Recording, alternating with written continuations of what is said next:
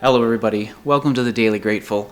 Today is another gratitude about books. As you can see, I've got my wee library here behind me. Today I want to specifically give my thanks for a person who's been dead for many decades. Is an artist, a very prolific artist in the 1800s, early 1900s, goes by the name of Gustave Dore or Gustave Dore. Depending on how you like to pronounce his last name. And he is an amazing artist. Dore, who I have a dedicated book for him. This is Orlando Furioso.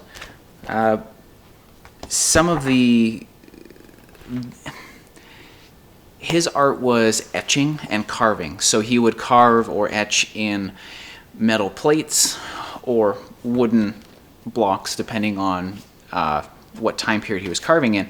But all of his images that he was able to create were all done by carving out essentially the light areas. So he was almost entirely working in negative space, because he would carve into these metal plates or these wooden blocks and then coat them with ink, and they would get pressed onto the paper, and you would end up with the image. So these spots in the image that show up black are actually the spots that he didn't touch on the plate.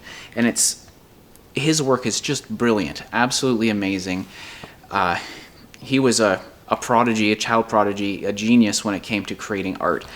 And he, to this day, continues to be one of my biggest sources of inspiration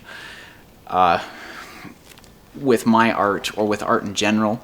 Between Gustave Dore, Louis Rigaud, or Boris Vallejo, these different artists have had a huge influence on me creatively. And Dore's work in particular has inspired me just because of what he was able to do with the tools he had at hand. His illustrations, his biblical illustrations, are gorgeous. He did a lot of illustration work for the church, for Bibles, different kinds.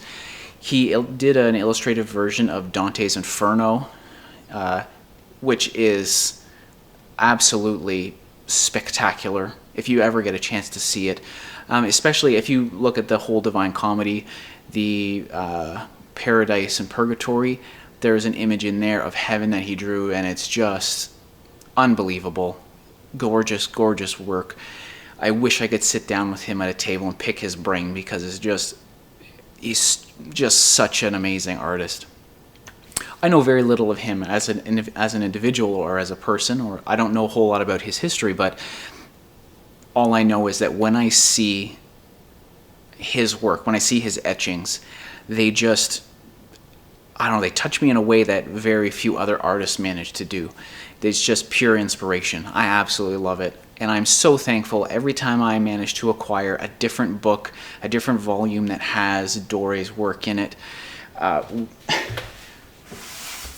Whether it's a giant 1800s family Bible that's chock full of his stuff, like this, I believe this has over 300 Dore engravings in it.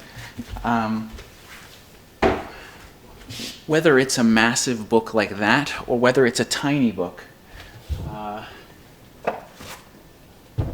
like this French book, L'Habitation du Désert, or something like that.